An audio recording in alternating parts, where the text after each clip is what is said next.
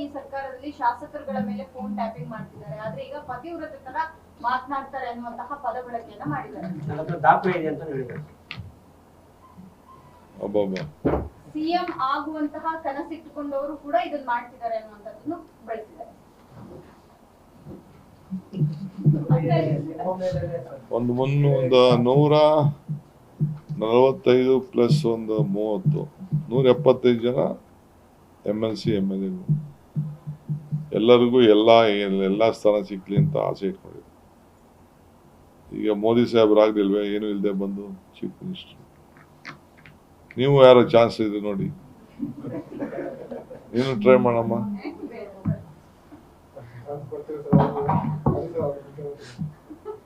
Sir, ಈ ಸಂದರ್ಭದಲ್ಲಿ ಏನು ಬಜೆಟ್ ಟೈಮ್ ಇರ್ಬೋದು, ಬೇರೆ ಸಂದರ್ಭದಲ್ಲಿ ಇಂತಹ ವಿಷಯಗಳನ್ನು ರೈಸ್ ಮಾಡಿ ಡಿಸ್ಟರ್ಬ್ ಮಾಡುವಂತ ಉದ್ದೇಶ ಏನು ಸರ್? ಇಂತಹ ಸಂದರ್ಭದಲ್ಲಿ ನೋಡಪ್ಪ, ನನಗೆ ಗೊತ್ತಿಲ್ಲ, ಏನಾದ್ರು ಇದ್ರೆ ಐ ವಾಸ್ ಟೋಲ್ಡ್. ಈಗ ಯಾರು ಹೇಳಿದ್ರು ಚೀಫ್ ಮಿನಿಸ್ಟರ್ ಏನೋ ಅವರು they have given statement on this issue ಅಂತ. ಆನರಬಲ್ ಹೋಮ್ ಮಿನಿಸ್ಟರ್ ಇದ್ದಾರೆ. ನನಗೂ ಹೋಮ್ ಡಿಪಾರ್ಟ್ಮೆಂಟ್ ಅವರು ನನ್ನ ಜೊತೆ ಪೊಲೀಸ್ ಇರೋದು ಬಿಟ್ರೆ ನನಗೆ ಯಾರು ನಾನು ಮಾತಾಡೋಕ್ಕೆ ಹೋಗಲ್ಲ. ನನಗೆ ಬೆನ್ಗಾವಲಿಗೆ ಅವ್ರು ಇದ್ದಾರೆ ಒಂದಷ್ಟು ಜನ, 8 ಜನ.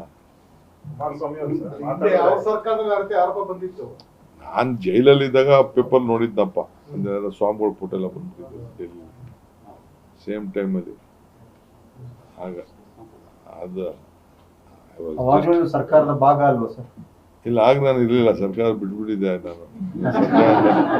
ನಮ್ಮ ಸರ್ಕಾರ ತೆಗೆದುಬಿಟ್ರಲ್ಲ. ಅಲ್ಲ, ಟ್ಯಾಪ್ ಆಗಿದ್ದು ನಿಮ್ ಸರ್ಕಾರ ಇದ್ದಾಗ ಅವರು ಮುಖ್ಯಮಂತ್ರಿ ಮಾಡಿದಾಗ ಅನ್ನುವಂಥದ್ದು ಆರೋಪ. ಅದು ನನಗೆ ಗೊತ್ತಿಲ್ಲಪ್ಪ. ಸರ್, ಮುಖ್ಯಮಂತ್ರಿಗಳು ಇದಕ್ಕೊಂದು ಸಮರ್ಥನೆ ಪತ್ರಿಕಾ ಹೇಳಿಕೆಯನ್ನು ಬಿಡುಗಡೆ ಮಾಡಿದ್ದಾರೆ. ನಂದು DK ಶಿವಕುಮಾರ್ ಅವ್ರದ್ದು ಹಾಲು ಜೇನಿನಂತ ಸಂಬಂಧ, ಇದಕ್ಕೆ ಹುಳಿ ಹಿಂಡಿದ್ರೆ ಹುಳಿ ಖಾಲಿ ಆಗುತ್ತೆ ಹೊರತು ಏನು ಪ್ರಯೋಜನ ಆಗಲ್ಲ ಅಂತ. ಆದ್ರೆ ಕೆಲವು ಬೆಳವಣಿಗೆ ನೋಡಿದಾಗ ಇದು ಹಾಲು ಜೇನೋ ಬೇವು ಬೆಲ್ಲನೋ ಗೊತ್ತಾಗ್ತಾ ಇಲ್ಲ ಸರ್. ಯುಗಾದಿ ಬೇರೆ ಹತ್ರ ಬರ್ತಾ ಇದೆ. ಬೇರೆ ತರ ಹೇಳಿದ್ದಾರೆ ಸರ್. ಒಂಥರ JDS ಬಿಜೆಪಿಗೆ ಆಪರೇಷನ್ ಮಾಡೋ ಪ್ರಯತ್ನ DK ಶಿವಕುಮಾರ್ ಅಂತ ಒಳ್ಳೆ ಪರೋಕ್ಷ ಮಾಡಿದ್ದಾರೆ. ಆದ್ರೂ DK ಶಿವಕುಮಾರ್ ನಿಷ್ಠಾವಂತ, ಪಕ್ಷ ನಿಷ್ಠ, ಬಗ್ಗಲ್ಲ ಅಂತ ಹೇಳಿದ್ದಾರೆ. ಆ ಪ್ರಯತ್ನ ಮಾಡಿದ್ರೆ ಅನ್ನೋದು ಒಂದು ಸರ್. ಮತ್ತೆ ನಿಜವಾಗ್ಲೂ ಇದು ಹಾಲು ಜೇನಿನಂತ ಸಂಬಂಧ ಹೌದಾ? ಅಲ್ಲ ರೀ, ನಾನು ಇವತ್ತವರೆಗೂ ಇದು ಬೇರೆ ನ್ಯೂಸ್ ಇದು. ನನಗೆ ಇದು ಇಂಪಾರ್ಟೆಂಟ್. ಈ ರಾಜಕೀಯ ಬಿಡಿ, ನಿಮ್ಗೆ ಇದು ರಾಜಕೀಯ, ನನಗೆ ಕರ್ನಾಟಕ ರಾಜ್ಯದ ಇದೆ ಇಂಪಾರ್ಟೆಂಟ್. ನಾನು ಇವತ್ತವರೆಗೂ ಆ ಚೀಫ್ ಮಿನಿಸ್ಟರ್ ವಿಚಾರ ನಾನು ಮಾತಾಡಿಲ್ಲ.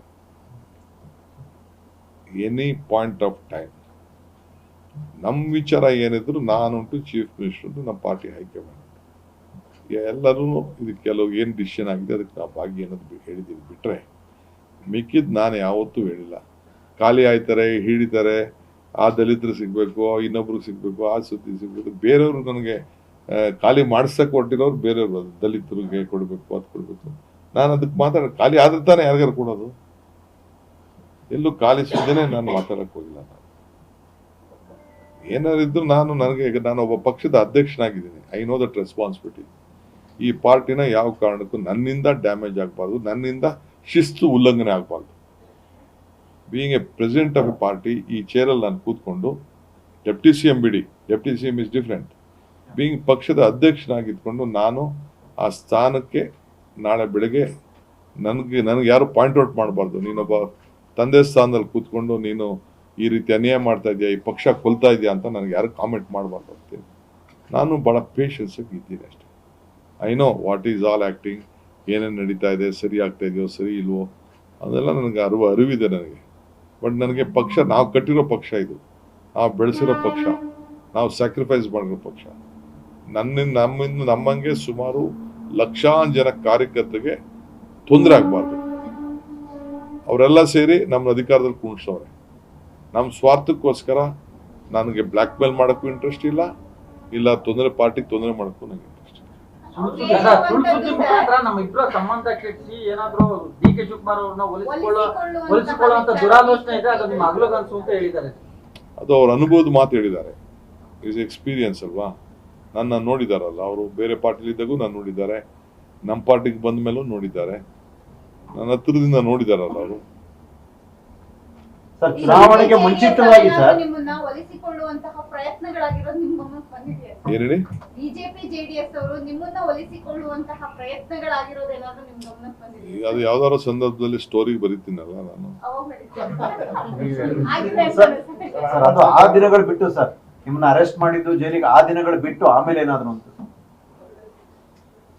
ಯಾಕೆ ಮಾತಾಡೋದು ಅವೆಲ್ಲ ಮಾತಾಡಿದ್ರೆ ಏನೇನೋ ಬಟ್ ಹೇಳ್ತಾರೆ. ಅದಕ್ಕೆ ಅಗ್ರಿ ಇದೀರಾ ಸರ್ ನಿಮ್ಮಿಬ್ರದ್ದು ಹಾಲು ಜೇನಿನಂತ ಸಂಬಂಧನ ಸರ್ ಅದು? ಖಂಡಿತ 23 ಎಲೆಕ್ಷನ್ ಗಿಂತ ಮುಂಚೆ ಎಲೆಕ್ಷನ್ ಆಗೋವರೆಗೂ ಹೌದು ಸರ್, ಈಗಲೂ ಹಾಗೆ ಇದೆಯಾ? 28ಕ್ಕೂ ಹಂಗೆ ಇರ್ತದೆ. ಕೆಲವು ಶಾಸಕರು ಮಾತಾಡೋದು ನೋಡಿದ್ರೆ ಸರ್ ಅದೊಂಥರ ಬೇವು ಬೆಲ್ಲ ನನಗೆ ಯಾವ ಶಾಸಕನು ನನಗೆ ರಿಕ್ವೆಸ್ಟ್ ಮಾಡ್ತೀನಿ, ನನಗೇನಾದ್ರು ಶಾಸಕರು ಒಳ್ಳೇದಾಗಬೇಕು ಅಂತ ಆಸೆ ಇದ್ರೆ ನೀವೆಲ್ಲ ಸುಮ್ಮನೆ ಅವರಿಂದಲೇ ಡ್ಯಾಮೇಜ್ ಆಗ್ತಿದೆ. ಡಿ.ಕೆ. ಶಿವಕುಮಾರ್ ಅವರು ದೆಹಲಿಗೆ ಹೋಗಿ ಬಂದ ನಂತರ ಯಾಕೋ ಸಿಎಂ ಕುರ್ಚಿಯ ಬಗ್ಗೆ ಮಾತನಾಡೋದಿರ್ಲಿ, ಅದ್ರ ಬಗ್ಗೆ ಯಾವುದೇ ಹೇಳಿಕೆ ಕೊಡೋದಕ್ಕೆ ಹಿಂದೆ ತಾಗ್ತಾ ಇದ್ದಾರೆ. Time will answer. ಕಾಲ ಉತ್ತರ ಕೊಡ್ತದೆ, ನಿರ್ಣಯ ಮಾಡ್ತದೆ.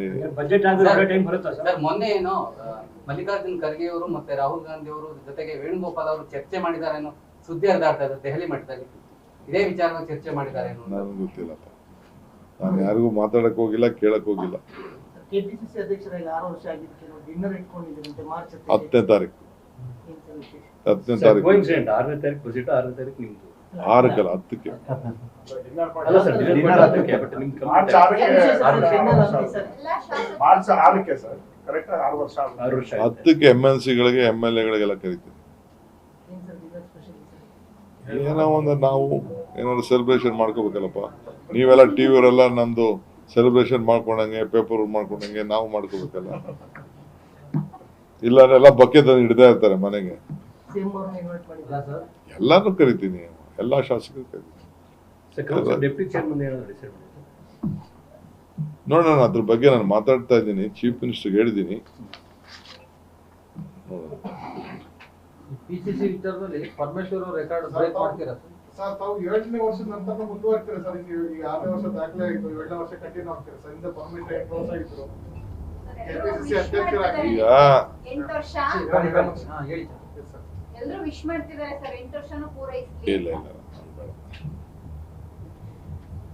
New blood should come. ಹೊಸ ರಕ್ತ ಬರಬೇಕು, ಯಂಗ್ಸ್ಟರ್ಸ್ ಬರಬೇಕು, ಹೊಸ ಆಲೋಚನೆ ಇರಬೇಕು. ನಾವೆಲ್ಲ ನಾನು ಫಸ್ಟ್ ಟರ್ಮ್ಗೆ MLA ಮಂತ್ರಿ ಆದ್ರು ನಾವೆಲ್ಲ, ನಾನು, ಪರಮೇಶ್ವರು, HK ಪಾಟೀಲು, ರಾಮಲಿಂಗಾರೆಡ್ಡಿ, ನಾವೆಲ್ಲ ಎಲ್ಲ ಆಯ್ತು, ನಮ್ದೆಲ್ಲ ಟರ್ಮ್ ಮುಗಿದೋಯ್ತು. ನಾವೆಲ್ಲ ಸೀನಿಯರ್ ಸಿಟಿಸನ್ ಆಗ್ಬಿಟ್ಟಿದೀವಿ. ಹೊಸಬ್ರು ಬರಲಿ ಸರ್. ಹೊಸ ಬ್ಲಡ್ಡಿಗೆ ಅವಕಾಶ ಕೊಡಕ್ಕೆ ನೀವ್ ಹೇಳ್ಬೇಕು ಸರ್, ನೀವ್ ಇದ್ರೆ ಮತ್ತೊಂದ್ ಕಡೆ ಕೂರಕ್ಕೆ ಚೇರ್ ಇಲ್ಲವಲ್ಲ ಸರ್? ನೋಡಪ್ಪ, ನನ್ನ ಅಭಿಪ್ರಾಯ ತಿಳಿಸಿದ್ದೀನಿ. ಪಾಪ ಹೊಸಬ್ರು ಕೇಳೋರು, ಈಗ ಫಸ್ಟ್ ಟೈಮ್ ಎಷ್ಟೋ ಜನ ನಾವೆಲ್ಲ ಆಗ್ಲಿಲ್ವೇ, ಹಂಗ ಆಸೆ ಇರ್ತದೆ. ಅವ್ರ ಆಸೆನೂ ತಪ್ಪು ಅಂತ ಹೇಳಕ್ ಆಗ್ತದ? ಪಕ್ಷ ಮತ್ತೆ ಸರ್ಕಾರದಲ್ಲಿ ಹೊಸ ಬ್ಲಡ್ ಬರ್ಬೇಕು ಅಂತಾರ. ಪಕ್ಷ ಮತ್ತೆ ಸರ್ಕಾರ ಎರಡರಲ್ಲೂ ಖಂಡಿತ. ನಾನು ಅಷ್ಟೇ, ಸಾಕು ನಂಗೆ 6 ವರ್ಷ. ಬೇರೆಯವ್ರು ಮಾಡ್ಬೇಕಲ್ಲ ಪಾಪ. ಡಿ.ಕೆ. ಶಿವಕುಮಾರ್ ಅವರು ಯೋಗಿ ತರ ಮಾಡ್ತಾರೆ ನೋಡಯ್ಯ, ನಾನು ಸ್ಟ್ರೀಟ್ ಫೈಟರ್. ನಾನು ಬರೀ ಇದನ್ನ ಬಸ್ನ 3 ರೂಪಾಯಿ ಕೊಡಬೇಕು ಅಂತ ಹೇಳಿದ ತಕ್ಷಣ, 3 ಸತಿ ಕೊಡಬೇಕು ಅಂದ ತಕ್ಷಣ ವಿತಿನ್ 1 ಮಿನಿಟ್ ನಾನು 1 ಕೋಟಿ ರೂಪಾಯಿ ಚೆಕ್ ಕೊಟ್ಟವನು. ಚೆಕ್ ಕೊಟ್ಬಿಟ್ಟು ಹೋಗಿ ಬಸ್ ಸ್ಟ್ಯಾಂಡಲ್ಲಿ ಕೂತ್ಕೊಂಡು ಸಾಯಂಕಾಲ ಇಡೀ ದೇಶದಲ್ಲೇ ಒಂದು ದೊಡ್ಡ ಸಂದೇಶ ಚಲನ ಮಾಡಿ ರೈಲ್ ದುಡ್ಡನ್ನು ಕಡಿಮೆ ಮಾಡಿಸಿ ಬಸ್ನು ಫ್ರೀ ಮಾಡಿಸೋ ನಾನು. ಇಡೀ ರಾತ್ರಿ ಇದನ್ನ ಕೋವಿಡ್ ಸಂದರ್ಭದಲ್ಲಿ 36 ಜನ ಸತ್ತಾಗ ಇದೇ ನಮ್ಮ ಡಿಸ್ಟ್ರಿಕ್ಟ್ ಮಿನಿಸ್ಟರ್ ವಾಪಸ್ ಹೋಗದೆ ಪಾಪ ಎದುರ್ಕೊಂಡು ಬಂದ್ಬಿಟ್ಟು, ಆಮೇಲೆ ಇವನು ಸುಳ್ಳು ಹೇಳ್ಬಿಟ್ಟು ಇಬ್ಬರೇ ಸತ್ತಿದ್ದು ಅಂತ ಇವನು ಹೇಳಿ, ನಮ್ಮ ಸುಧಾಕರಣ್ಣ ಡಾಕ್ಟ್ರು ತಿರ್ಗಾ ಹೋಗಿ ಬೆಳಗ್ಗೆ 6 ಗಂಟೆಗೆ ಹೋಗಿ ಬೆಳಗ್ಗೆ 6 ಗಂಟೆ ಗಂಟ ಪ್ರತಿ ಮನೆಗೆ ಹೋಗಿ 1 ಲಕ್ಷ ದುಡ್ಡು ಕೊಟ್ಟು ಹೋರಾಟ ಮಾಡಿ, ಈಗ ಪಾಪ ನಮ್ಮ ವೆಂಕಟೇಶ್ ಎಲ್ಲ ರೆಡಿ ಮಾಡಿದ್ದಾರೆ. ನಾನೇ ಬಂದು ಚೆಕ್ ಕೊಡ್ತೀನಿ, ಸುಮ್ಮನೆ ಇರು ಅಂತ ಹೇಳಿದ್ದೀನಿ ಎಲ್ಲರಿಗೂ. ಅವ್ರಿಗೆಲ್ಲ ಕೆಲಸ ಕೊಡ್ತಾ ಇದ್ದೀನಿ. ಸೊ ಹಂಗೆ ಅಸೆಂಬ್ಲಿಲಿ ಏನು ಮಾತಾಡಿದ್ದೀನಿ ಆ ವಿಚಾರದಲ್ಲಿ ನನ್ಗೆ ಗೊತ್ತಿದೆ. ಹಂಗೆ ನಾವೆಲ್ಲ ಹೋರಾಟ ಮಾಡ್ಕೊಂಡು ಬಂದಿರೋರು ಎಲ್ಲ. I know how to fight, not for power.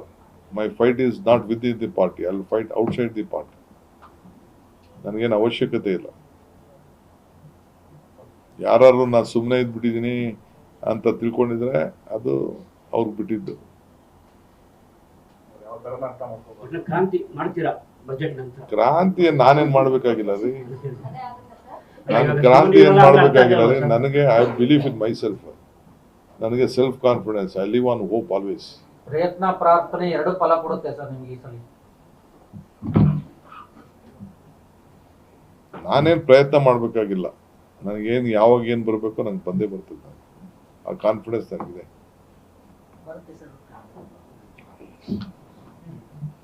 ಸದ್ಯದಲ್ಲೇ ನಿಮ್ಮನ್ನು ಭೇಟಿ ಮಾಡ್ತೀನಿ ಅಲ್ಲ ತಿರ್ಗಾ. ಈ ಪಕ್ಷದ ಕಾರ್ಯಕರ್ತರು ಮುಖಂಡರ ಬಗ್ಗೆ ತುಂಬಾ ಮಾತಾಡ್ತಾರೆ. ಅಂದ್ರೆ ಅವರ ಶ್ರಮದಿಂದಲೇ ನಾವು ಅಧಿಕಾರಕ್ಕೆ ಬಂದಿದ್ದೀವಿ ಅಂತ. ಈ ಒಂದು ಹಂತದಲ್ಲಿ ಬೋರ್ಡ್ ಅಂಡ್ ಕಾರ್ಪೊರೇಷನ್ಸ್, ಬೇರೆ ಬೇರೆ ಪ್ರಾಧಿಕಾರಗಳು ಇಂಥವೆಲ್ಲ 2 ವರ್ಷ ಎಲ್ಲ ಮಾಡಿದೀವ್ರಿ. ಬೇರೆಯವ್ರಿಗೆ ಬರ್ತದೆ ಅಂತ ಅವಕಾಶ ಇತ್ತು. ಆಗ ನೋಡಿದ್ರೆ ಅದೇ ಕಂಟಿನ್ಯೂ ಆಗ್ತಾ ಇದೆ ಸರ್. ಇಲ್ಲ ಕೆಲವು ಎಕ್ಸ್ಟೆಂಡ್ ಆಗಿತ್ತು. ನಾನೇ ತಿರ್ಗಾ ಚೀಫ್ ಮಿನಿಸ್ಟರ್ ಹೇಳಿ ಕೆಲವು ಜಿಲ್ಲಾ ಕಾಂಗ್ರೆಸ್ ಅಧ್ಯಕ್ಷಗಳು, ಕೆಲವು ಪದಾಧಿಕಾರಿಗಳದು ಟೈಮ್ ಕ್ಲೋಸ್ ಆಗಿತ್ತು. ಕೆಲವು ಇಶ್ಯೂಸ್ ಇದಾಗ ಬಜೆಟ್ ಮುಗಿಯೋವರೆಗೂ, ಆಮೇಲೆ 2 ವರ್ಷ ಆಗಿದ್ರು ಕೂಡ ನಾನೇ ಫರ್ದರ್ ಆರ್ಡರ್ ಅಂತ ಎಕ್ಸ್ಟೆನ್ಷನ್ ಮಾಡಿಸ್ತೇನೆ. ಚೀಫ್ ಮಿನಿಸ್ಟರ್ ನಾನೇ ಹೇಳ್ಬಿಟ್ಟು ಎಲ್ಲರಿಗೂ ಕೂಡ ಇರಲಿ ಪಾಪ. ಆಮೇಲೆ ನಾವು ಕೂತ್ಕೊಂಡು ಮಾತಾಡ್ಬಿಟ್ಟು ಆಮೇಲೆ ಹೊಸಬ್ರು ಕೊಡ್ತೀವಿ. ಇನ್ನು ಕೆಲವ್ರಿಗೆಲ್ಲ ಕೊಡ್ಲೇಬೇಕು, ಕೆಲವು ಆಫೀಸ್ ಬೇರೆಸ್ಗೆ ಆದೇಶ ಮುಂದುವರಿಸ್ತಾ ಇದೀವಿ ಅಂತ ಹೇಳಿ ಅದೇ ಆಗ್ತದೆ. 2 ವರ್ಷದ ನಂತರನೂ ಅದೇ ಆಗ್ತದೆ. ಕೊಡ್ತೀವಿ, ಏನ್ ಮಾಡ್ತೀವಿ. ಸರ್ ಫರ್ದರ್ ಆಡಿದ್ರೆ 3 ವರ್ಷ ಅಂತನಾ ಹಿಂಗೆ ಅಂತ ಅದಕ್ಕೆಲ್ಲ ತೀರ್ಮಾನ ಮಾಡ್ತೀವಿ.